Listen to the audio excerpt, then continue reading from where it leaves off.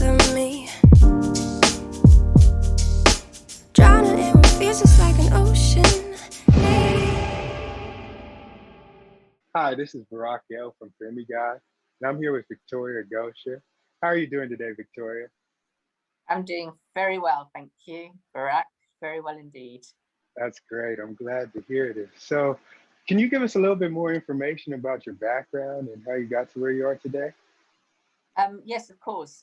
All right.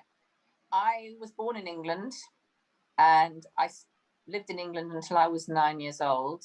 Unfortunately, my parents got divorced, and I ended up going to live in Johannesburg, South Africa, as a 9-year-old with my brother and my mother.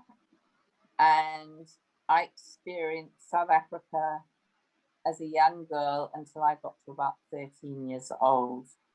I think that there were a couple of things that South Africa really taught me a lot about.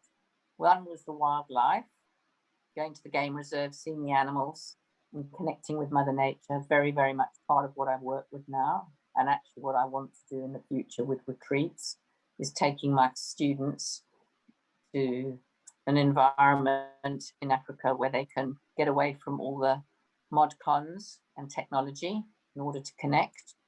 But the other thing that I was just mentioning to you earlier was the fact that I also got to see traditional healers. And one of the healers, well, they call them witches, had a shop in Diagonal Street in where they was downtown Joburg. Well, it's still downtown Joburg. It's where they had the stock exchange, which they have now at the stock exchange. So it's changed since I was quite small. And they had the shop, and I remember walking in there, and they had all sorts of dried animals like monkeys, dogs, and herbs and powders and all the sort of traditional things that the Africans are using for their traditional healing. But I was explaining, as I said to you earlier, is that a witch doctor and many of these other natural healers will look at the essence of the person and look at the cause. Whereas when we go for allopathic medication, when we're not feeling great, you'll normally get given an antidepressant, and that will just shut you down rather than clear you out. So it's about cleansing rather than numbing, freezing, if that, am I making sense? Yes, definitely. So we're dealing with the issue. We're not postponing it as such. We're going to draw it out. And looking very much at the emotional aspect and mental aspect. I think one of the things I learned as a child, and even as an adult living in South Africa, because I lived there for 26 years in total, on and off, was that if you speak to an African and you ask them how they're feeling, they will say to you, I am feeling. They wear their feelings here. They will say, I'm feeling.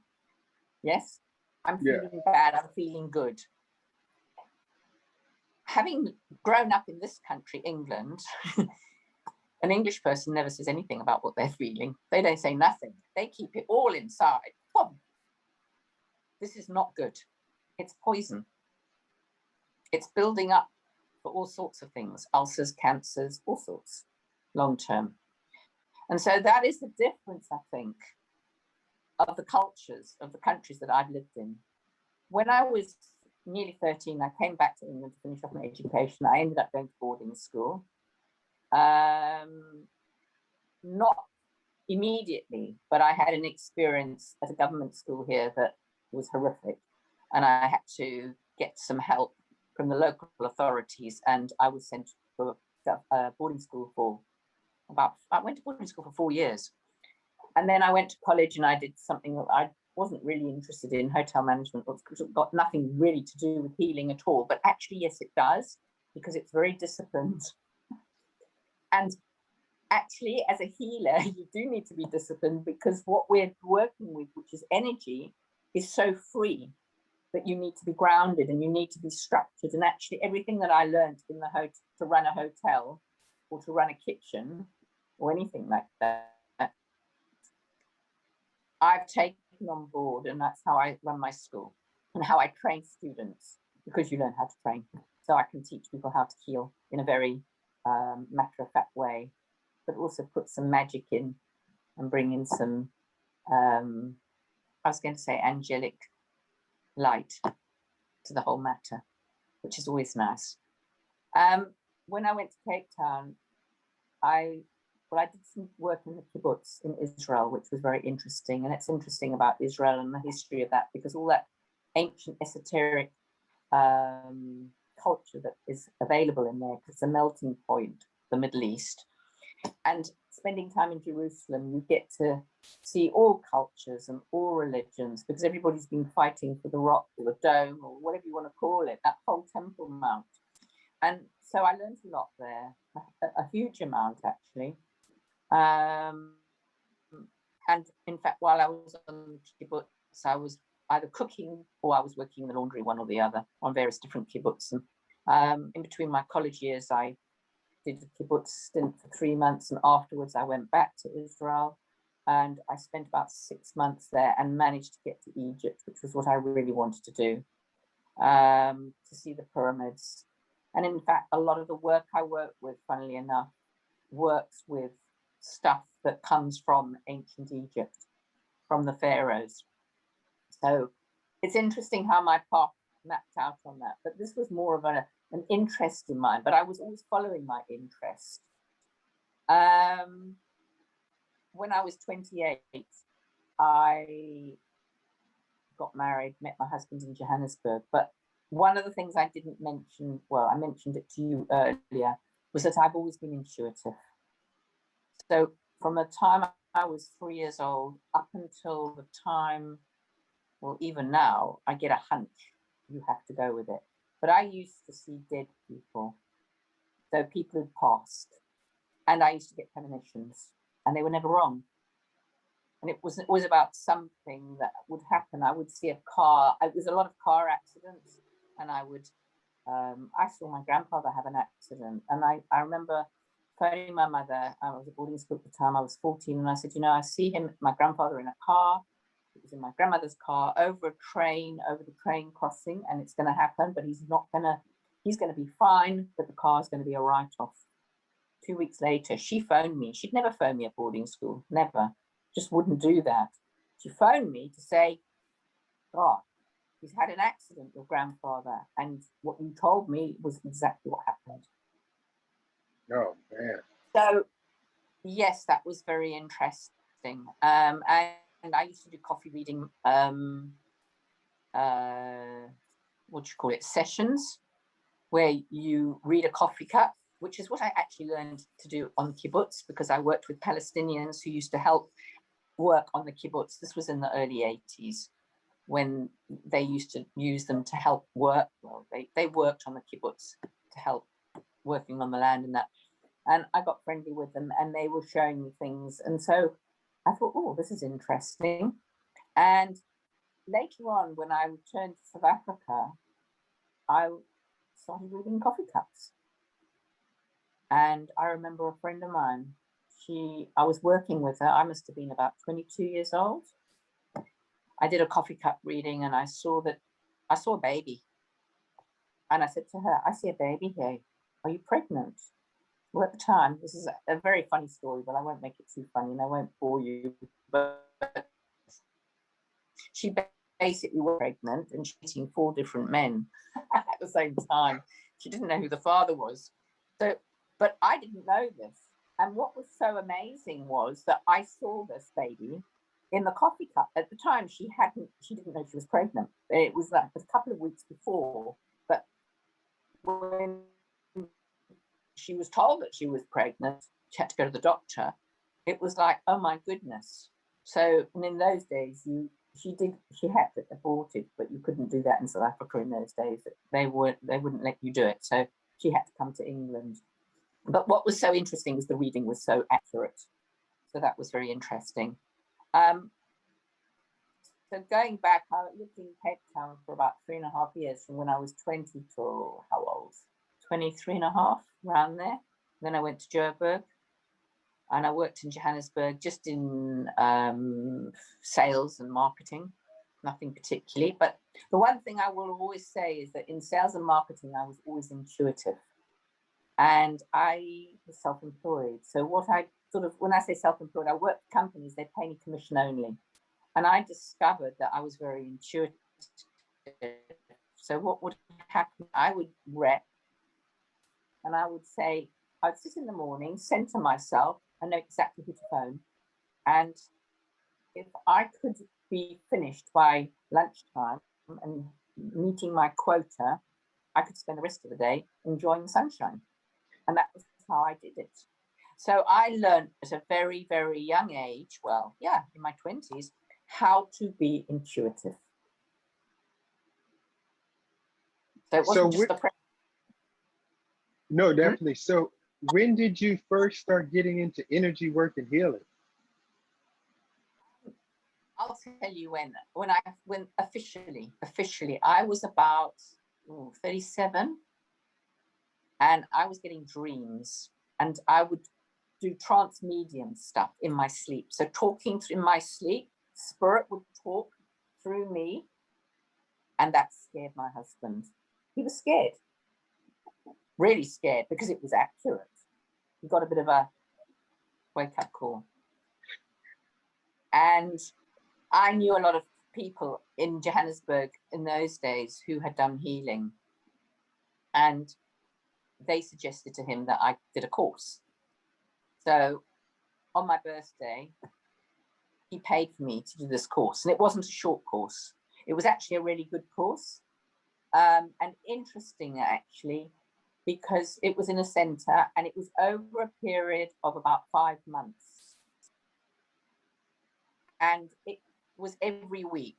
And in fact, it worked really well, and it was very complex, but it was really good. So I did the Sui 1, Reiki 1, level 2, advanced level, which is a few extra advanced techniques. And then for some reason, I started practicing. I went into practicing straight away. I didn't get an option, because he had a shop in Johannesburg, and he'd talk to people and tell them what I'd done. And I didn't get an option. And then people started coming for treatments, his clients. It was a bit scary. I bet. But actually, it was really good. And so I started practicing. And yeah, things moved on. And I practiced in Johannesburg for about 2.5 years. And then we left South Africa. His business had closed down, and he went to live in Israel because he'd been born there. And I spent a very interesting year there. I didn't really want to live there particularly. I didn't really resonate with speaking Hebrew. I found it very difficult. I'm not a linguist, okay? So yes, you can say shalom and law and whatever else. And yes, I can still speak. I can understand a lot more than I can speak. Anyway, wasn't really the point. He did a thing called Ulpan where he learned Hebrew. I didn't do it in the end, but what I did do was I started giving treatments. So I got to end up working with people who were Holocaust survivors. This was intriguing. Man. So this taught me masses, so much. And actually, I used to pick up on them, because you always knew a Holocaust survivor because they've got that tattoo on them with the numbers. And actually, when I see numbers now on people and it's a tattoo, I still start shaking. When I saw those numbers on their wrists, I'm afraid I used to feel sick. Yeah. It was really awful. Yeah, it was the fear. It was the fact that they'd lost their identity at some point in their life, and that they were just going to be sent to the, wherever, didn't matter. And I met quite a few of those people. So it was really it was hard learning, because you've got to say the right thing, and they're traumatized. I mean, now I've actually been invited recently to go back to the kibbutz that we were on by one of the members now to go and do healing work on that kibbutz. Because in those days, I was just nothing. I was just the wife of an Ulpan student. And now they want me to go there, and I don't know what they want me to do really, but anyway, that's maybe incredible. People, maybe I'll do something. But it's just interesting how 20 years later, how how things change. Yes. It's interesting. Can you tell us a little bit more about the systems of healing you use? Yeah. Okay. I started off learning the Usui system. So the Usui Reiki system, which is fundamentally, I suppose, the basis of what Reiki really is mostly known as. It's which comes from Dr. Usui, and then follows through to, it depends the lineages, because lineages change. So it's like the family history. I had one that went to Dr. Hayashi, who, yeah, and then Mrs. Takata, Hawaii Takata, and then there were a whole lot of others. There was also, that's just a lineage, so it's like a family thing. And there are many different lineages because obviously the Dr. Usui taught many different people, and so everybody's lineage will be different, stemming from the beginning. You know, that's how family trees work. After I'd learned that particular healing system, I then went on to learning the Karuna system, which I really liked, but I always thought there were things that I couldn't quite do in it, and I wasn't quite sure about it, but I loved it anyway. These systems I worked with in South Africa and in Israel, and then recently in England about 6 years ago. Was it 6 years ago? Maybe 6.5 years ago, a lady got into my husband's vehicle using his services and just asked him randomly, what does your wife do? Would you, and then he mentioned, and she didn't even give him a card. It was a piece of torn paper in pencil and said, ask her to phone me. So he gave me this piece of paper and said, I met this woman and she wants you to phone her. So I did, and it changed my entire school. Totally. The whole way I worked. I went for a treatment with this lady, and it was just amazing. Absolutely amazing. I'd had a miscarriage when I was back in England. I was about 46. Sorry to hear that. Yeah, I was very sad. But the problem with that miscarriage was the energy was still feeding off my body. So it's very tiring. She removed it. It just went. And I felt completely different. The relief of having that removed was amazing. And so this is the kind of work that I end up working with. Okay. In fact, the student that I was talking to today that I just told you about before we started this interview, they were treating someone who'd had a similar experience. And it's always difficult to release the soul of a child that's miscarried or who's done full term and then passed and not survived. But actually, from a spiritual point of view and from an energetic and physical point of view for the health of the parent that's surviving, it's imperative. But again, I always say it's very important to make it a ceremony. So it's like attending a funeral, but you're not. It's not a funeral. It's a celebration and a release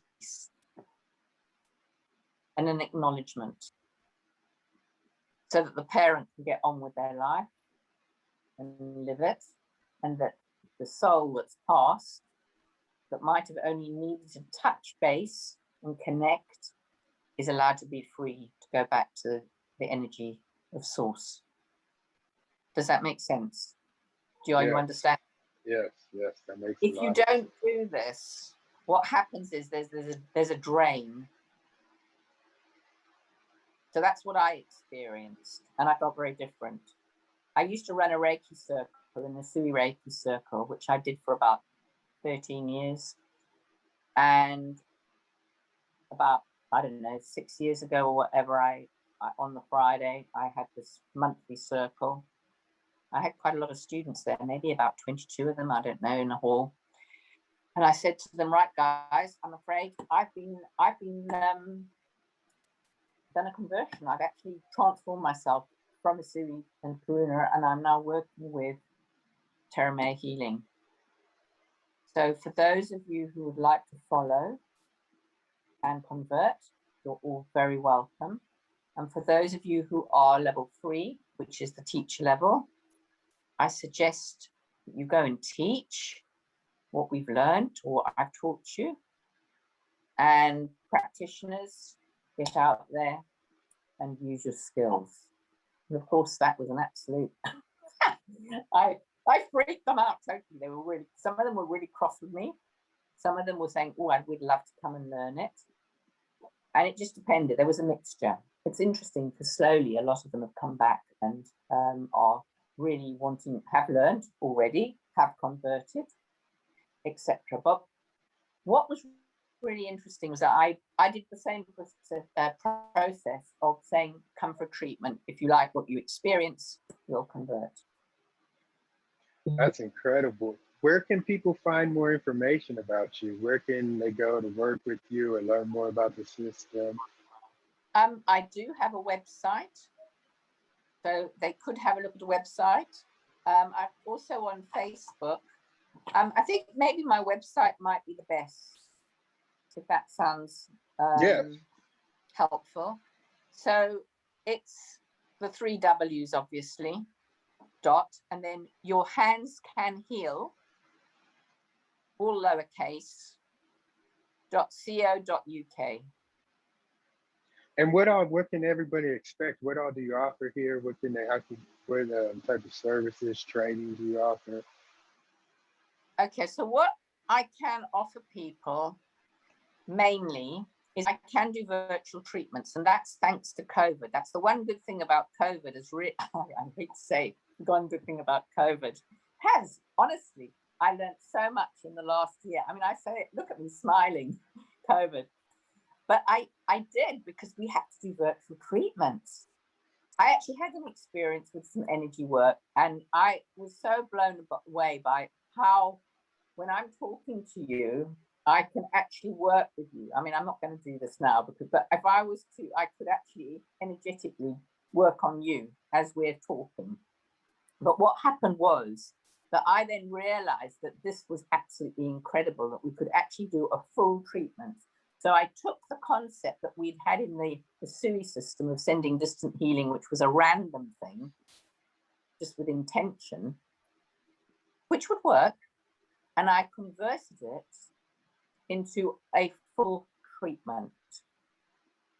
And working energetically, which I had the experience of doing some of last year, I got to feel things that you can feel when you're working with somebody who's on the other side of a mobile phone. You can actually feel their hands on you. You can actually feel what's going on. And so this made me think, okay, let's devise an entire treatment virtually.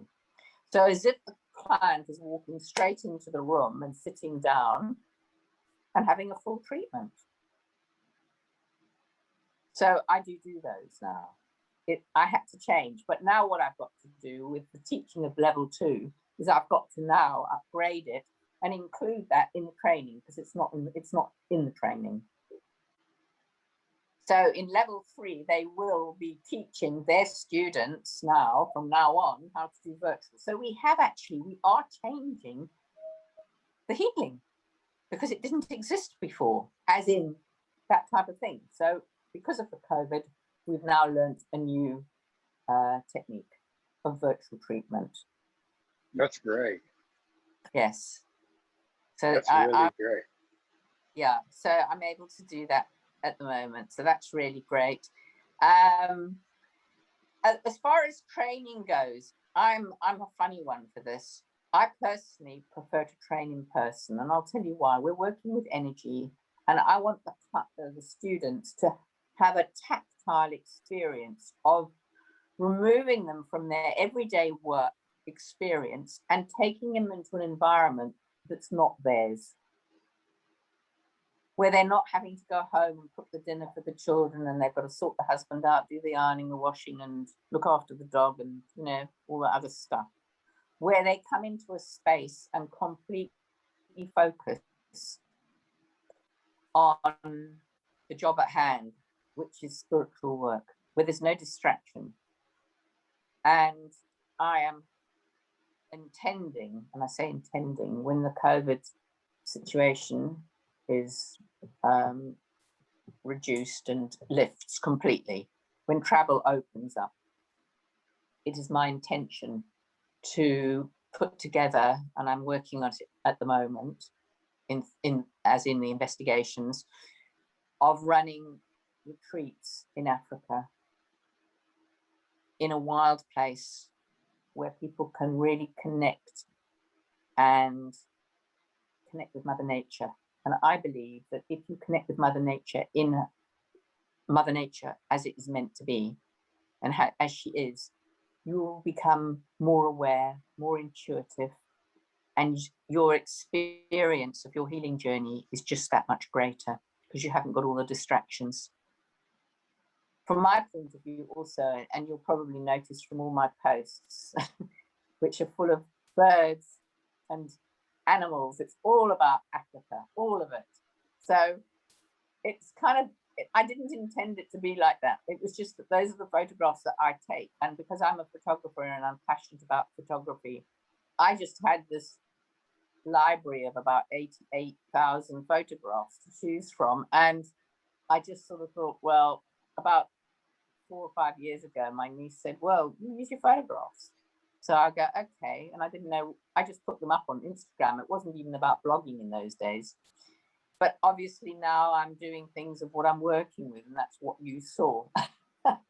And so that's really, since we've been locked up, like I was going to say prisoners, solitary confinement, I've been thinking about this solitary confinement, and I was thinking, well, what would be really the most amazing experience? And I thought, yeah, take it to the next level. So that's what I'm going to try and work together now with, is going, not necessarily on a fancy safari, but definitely an experience that's going to be tactile. That sounds great. That sounds like something people can definitely benefit from. Is there anything else you'd like to share with our community or think any women out there could benefit from, Victoria?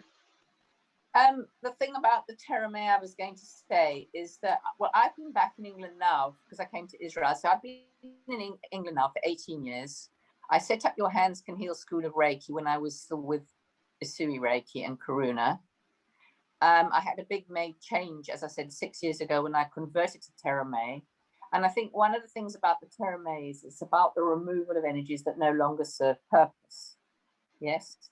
Yes. So it's not about pamper. And in fact, some of the treatments that we do can be done completely in a chair. You don't even have to lie down, but very much incredible transformational work in the fact that someone will come to you suffering from anxiety or maybe a physical thing, headaches, or they may have had a miscarriage, or there may be trauma, or they might have a parasitic entity attached to them. They may be suffering from post-traumatic stress disorder, which is severe. I've been working with a woman yesterday. We've done a month now. We've got a break, so it's once a week. And now we're having a break. So much better, so much better. Depression, not a problem. But again, we have to detox. I do have people who I work with depression, but again, we have to think about the detox because people will experience possibly a healing crisis. And what I mean by a healing crisis is that it's like when you go to a retreat and you have a juice and you go on a detox, on a dietary thing. Yeah. Well, the same thing applies to energy healing. You'll have a detox. So emotions can come up. So you can get quite emotional or whatever, but it's releasing the energy in the auric field that we have been carrying around with us. And the more dense the energy is in our auric field, the more shut down we become energetically, and that will have an impact on our physical bodies. So we work energetically. If that makes sense. Yes, that makes a lot of sense. I think that's great information. But thank you, Victoria. I appreciate you so much for stopping by, and definitely check out Victoria Gosher at yourhandscanheal.co.uk. And I think you guys can take a lot from her, just get in this new training and, you know, get some Well, if they healing were, work there. that I can initiate, if they wanted to be initiated from a distance, we can do initiations from a distance, especially if they're needing grounding. I personally prefer to train in person. It's probably going to take us a while to sort out the retreats, but I'm based in England at the moment, obviously. I can do treatments virtually, and they're wonderful. And in fact, I've been to Florida, I've been to Pakistan, I've been to all sorts of places. It's funny, I travel people's bedrooms all over the world. Someone said, how many bedrooms did you do last night? But it sounds really bizarre, but that's what happens. And that's quite easy because I send the docs through, they give me a basic, client details, and then we set it up as a proper treatment. And normally it's about an hour and a quarter with everything. So we do an interview, and I guide them through. I might have questions to ask about, obviously, health reasons and stuff like that. And then we start getting to work. So that sounds perfect. That sounds really good. Well, thank you for stopping by, Victoria. I sincerely appreciate it. That's a pleasure, Barack. You have a great day. Person. Yes, definitely. You have an incredible day.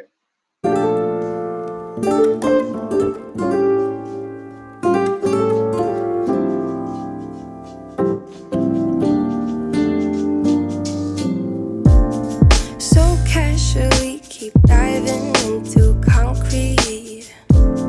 So bittersweet.